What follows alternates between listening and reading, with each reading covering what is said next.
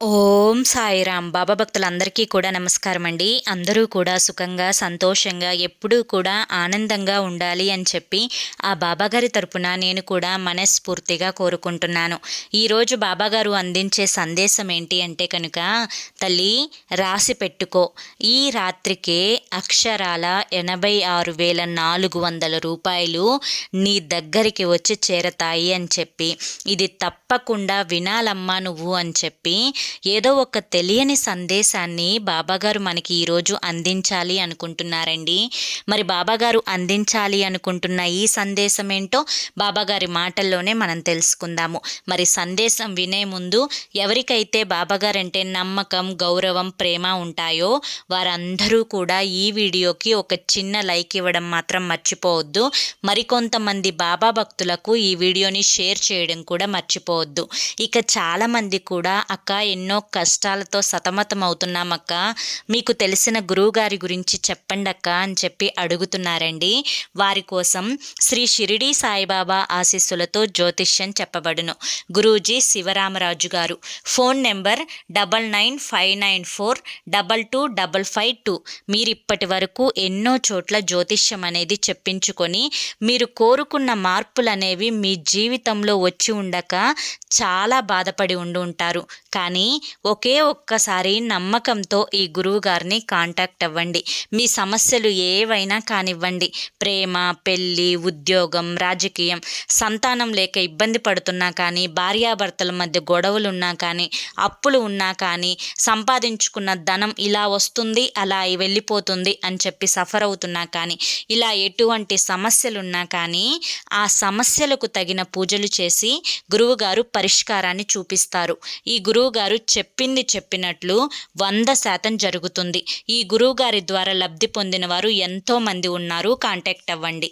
ఇక బాబాగారి సందేశాన్ని విషయానికి వస్తే కనుక, తల్లి ఈ రాత్రికే నీకు అక్షరాల 86,400 రూపాయల సొమ్ము దక్కుతుంది అని చెప్పి చెప్తున్నారు. అంటే అసలు ఈ సందేశం వెనుక ఉన్న ఆంతర్యం ఏంటి, బాబాగారు మనకి ఏం చెప్పాలి అనుకుంటున్నారు, ఇదంతా కూడా తెలుసుకోవాలి అనుకుంటే ఈ చిన్న కథ అనేది మీకు తప్పకుండా తెలియాలి.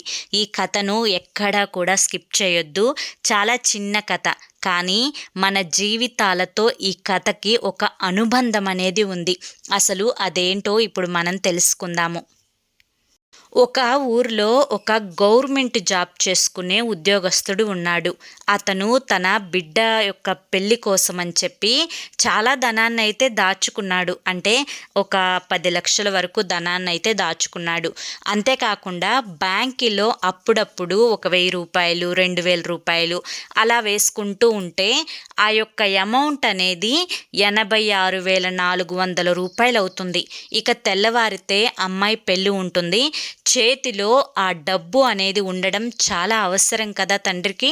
అందుకని చెప్పి ఈరోజే తను బ్యాంక్ దగ్గరికి వెళ్ళి ఆ 86,400 రూపాయలను డ్రా చేసుకొని బ్యాగ్లో పెట్టుకొని బ్యాంకులో నుంచి బయటికి వస్తూ ఉండగా అటు నుంచి ఒక దొంగ కాపు కాసి ఆ బ్యాగ్నైతే దొంగతనం చేసి చాలా స్పీడ్గా పరిగెత్తుకుంటూ వెళ్తాడు. ఇతను కంగారుగా అమ్మో దొంగ అమ్మో దొంగ అని చెప్పి పెద్దగా అరుచుకుంటూ అతని వెంటే పరిగెడుతూ వెళ్తాడు. ఇక ఆ దొంగకి ఒక మనిషి ఎదురు వచ్చి అతని బ్యాగ్ అనేది తన చేతిలో నుంచి లాక్కొని ఇతనికి తీసుకొని ఇస్తాడనమాట. ఈ యొక్క కంగారులో, అంటే ఇదంతా ఏదైతే జరిగిందో ఈ యొక్క కంగారులో దొంగ చేతికి 400 రూపాయలు అందుతాయి. ఇక ఇతను బ్యాగ్ తీసుకొని ఆ డబ్బులు అనేవి లెక్క పెట్టుకుంటాడు. అసలు ఎంత ఉన్నాయి, మొత్తం ఉన్నాయా, లేకపోతే ఏదన్నా దొంగతనం చేశాడా అని చెప్పి లెక్క పెట్టుకుంటే అక్షరాల 86,000 రూపాయలు ఉంటాయి. 400 రూపాయలు దొంగ అనేది దొంగలించుకొని వెళ్ళిపోతాడు. ఇక ఇతనికి ఆ దొంగ మీద చాలా కోపం వస్తుందన్నమాట. నా 400 రూపాయలు అవి నాకేమీ ఊరికినే రాలేదు, ఎంతో కష్టపడితే నాకు 400 రూపాయలు నేను దాచుకున్నవి, అసలు నా సొమ్ము ఆ దొంగ ఎందుకు తినాలి అన్న ఉద్దేశంతో చాలా వేగంగా అతన్ని తరుముకుంటూ వెళ్ళినా ఎటువంటి ఫలితం అనేది లేకుండా పోతుంది. చివరికి చేసేదేమీ లేక పోలీస్ స్టేషన్కి వెళ్తాడు. పోలీస్ స్టేషన్కి వెళ్ళి ఆ దొంగ మీద కంప్లైంట్ ఇస్తాడనమాట. కంప్లైంట్ ఇస్తే ఆ యొక్క పోలీసులు, కానిస్టేబుళ్ళు వీళ్ళందరూ కలిసి అతనికి నచ్చజెప్పే ప్రయత్నం చేస్తాడు. అయ్యా, నువ్వింకా అదృష్టవంతుడివి. బ్యాగ్ అనేది దొంగిలిస్తే మొత్తం డబ్బు అనేది పోలేదు. నీకు ఎక్కడో రాసి పెట్టి ఉంది. నీకు కష్టపడ్డ సొమ్మది.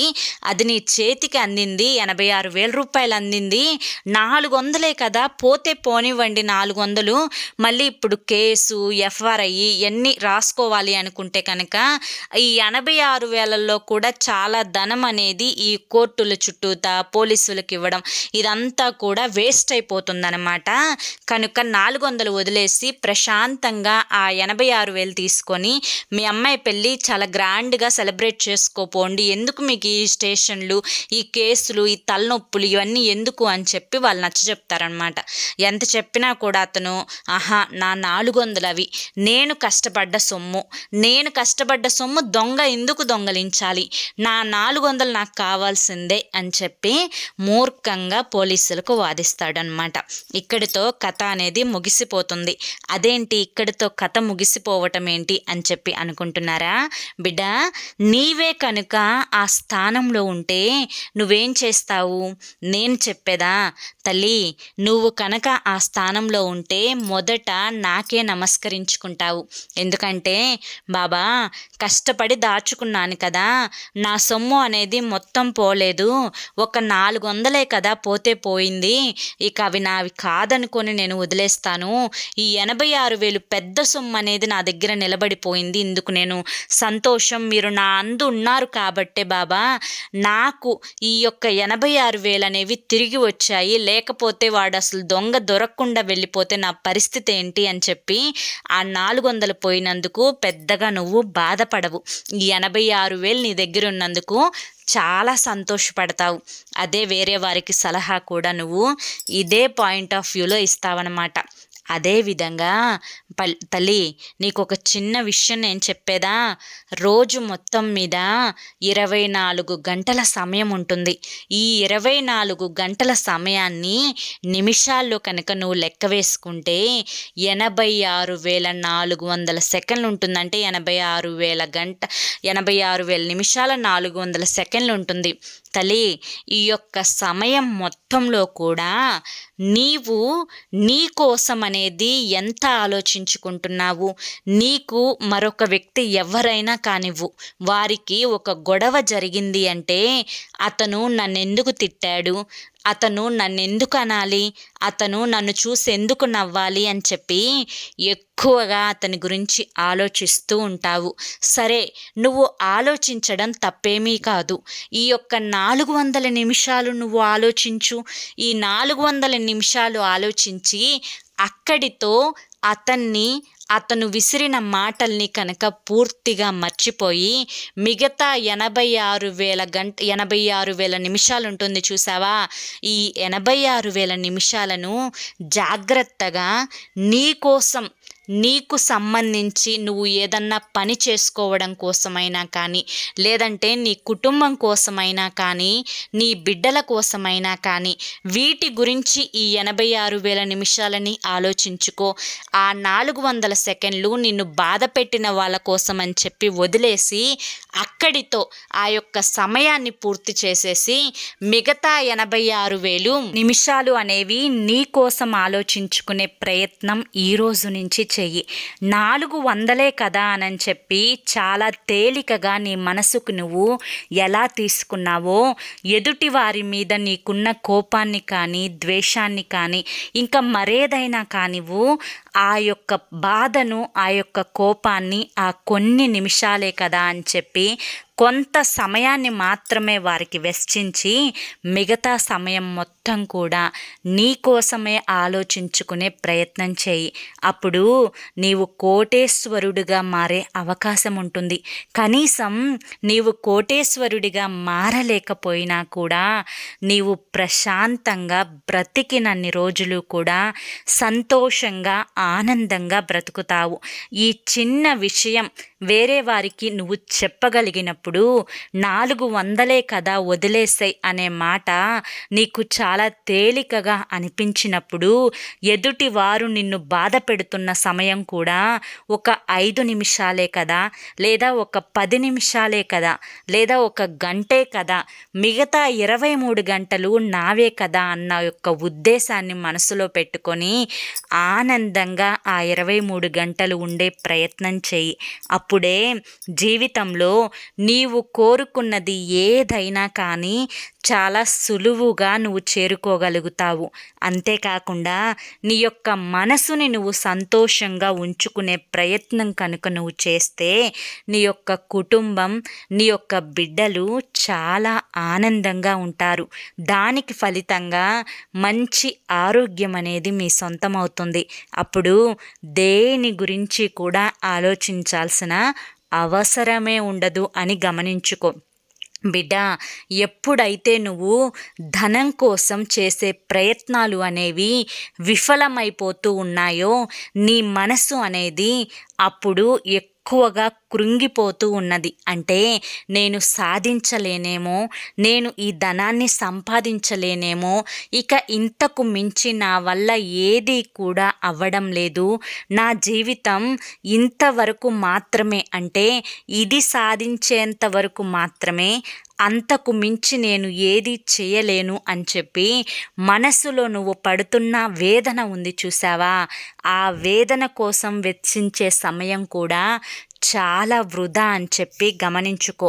కనుక ఈ యొక్క వృధా నెగిటివ్ ఆలోచనలు అనేవి పక్కన పెట్టి నేను ఏదైనా కానీ సాధించగలను, ఏదైనా కానీ నేను అందుకోగలను, ఏదైనా కానీ తప్పకుండా నేను సాధించి అందులో నాకంటూ ఒక ప్రత్యేకమైన గుర్తింపును తెచ్చుకోగలను అని చెప్పి మానసికంగా నువ్వు దృఢంగా నిన్ను నువ్వు మార్చుకునే ప్రయత్నం అనేది మొదట చేయాలి. తల్లి, ఎవరైనా కానీ ఎంతవరకు నీతో అనుబంధం ఉంటుంది అంటే అది నిన్ను, అంటే నీవు చనిపోయేటప్పుడు నీతో ఎవ్వరూ రారు, నీవు జన్మించినప్పుడు కూడా నీతో ఎవ్వరూ కూడా రాలేదు. కనుక కట్టుకున్న భర్త అయినా కానీ, లేదా భార్య అయినా కానీ, లేదంటే కడుపున పుట్టిన పిల్లలైనా కానీ, ఎవరైనా కానీ ఎవరితోనైనా కానీ ఎంతవరకో అంతవరకే. మొదట నిన్ను నువ్వు విలువనిచ్చుకోవాలి, నీకు నువ్వు గౌరవం ఇచ్చుకోవాలి, నిన్ను నువ్వు మొదట నమ్మాలి. ఎవరు ఏమనుకుంటున్నారో అనే నీ జీవితంలో సగభాగం సమయాన్ని నువ్వు కనుక వృధా చేసుకునే ప్రయత్నం చేస్తే నీకంటే పిచ్చివాళ్ళు మరెవ్వరూ ఉండరని గమనించుకో. ఇదంతా కూడా నీతో నేను ఎందుకు చెప్తున్నాను అంటే కనుక నీవు ఏదైనా కూడా తప్పకుండా సాధించగలవు.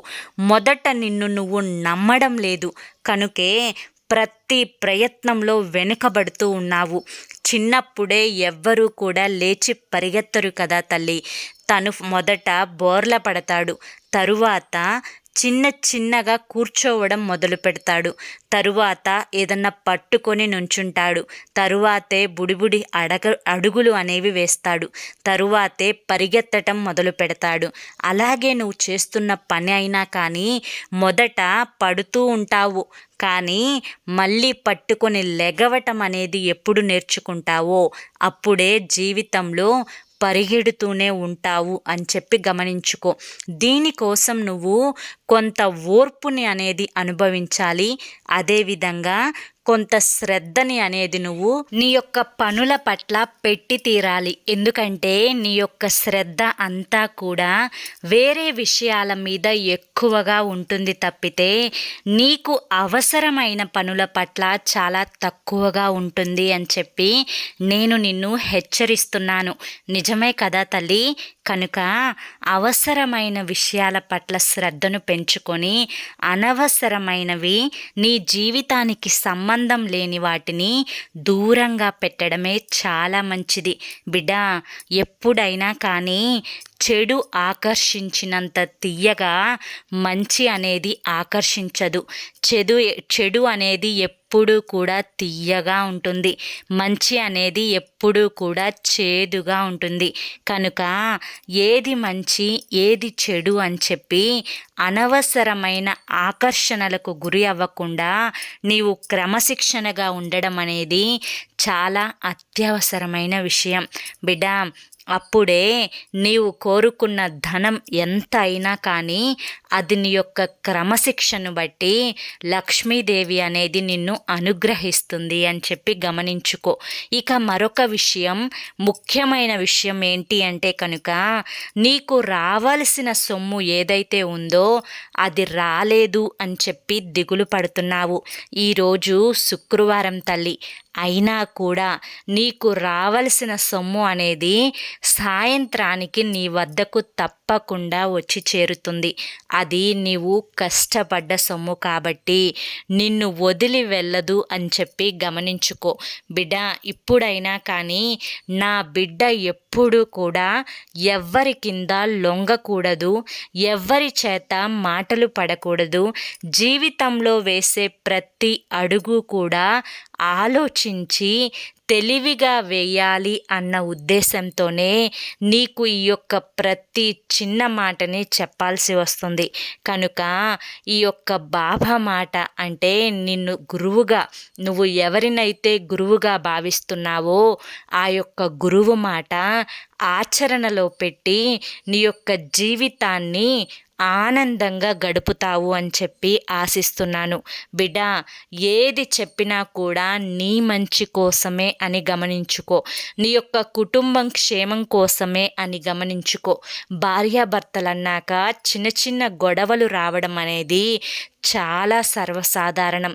ఎవరైతే ఎక్కువగా గొడవలు పడుతూ ఉంటారో తరచూ వారి మధ్య ప్రేమానురాగాలు కూడా పెరుగుతాయి అనేది చాలా వాస్తవం. ప్రేమలు ఉండబట్టే కోపాలు, ద్వేషాలు, గొడవలు అనేవి జరుగుతూ ఉంటాయి అని చెప్పి గమనించుకొని ఒకరినొకరు అర్థం చేసుకొని జీవితంలో సర్దుకుపోయి ఆనందంగా ముందడుగు వేయండి. ప్రతి నిర్ణయం కూడా ఆలోచించి తీసుకోండి.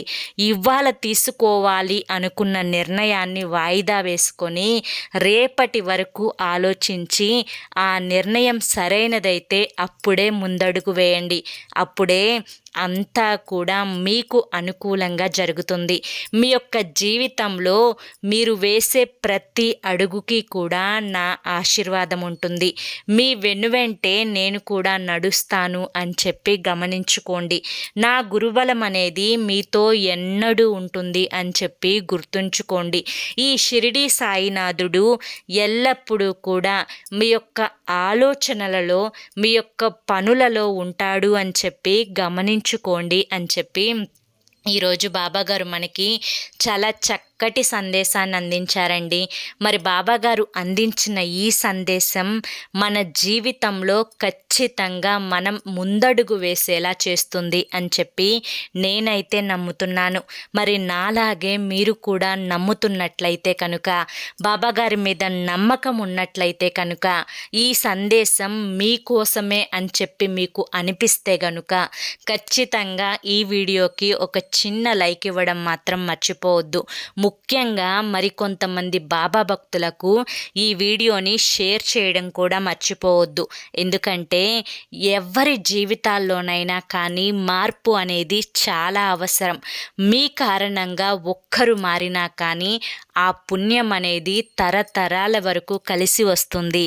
ఆ పుణ్యఫలం అనేది మనల్ని ఆనందంగా ఉంచేలా చేస్తుంది అని చెప్పి గమనించుకోండి. కనుక వీడియోని షేర్ చేయడం మర్చిపోవద్దు. ఇక ఇటువంటి మంచి మంచి బాబాగారి సందేశాల కోసం మన సాయి పిలుపు ఛానల్ని సబ్స్క్రైబ్ చేసుకోవడం కూడా మర్చిపోవద్దు. మరి రేపటి సందేశంతో మళ్ళీ కలుసుకుందాము. అంతవరకు కూడా బాబా ఆశీస్సులు అనేవి మీపై ఎల్లప్పుడూ ఉండాలి అని చెప్పి మనస్ఫూర్తిగా కోరుకుంటూ సర్వే జన సుఖినో భవంతు. ఓం సాయిరామ్.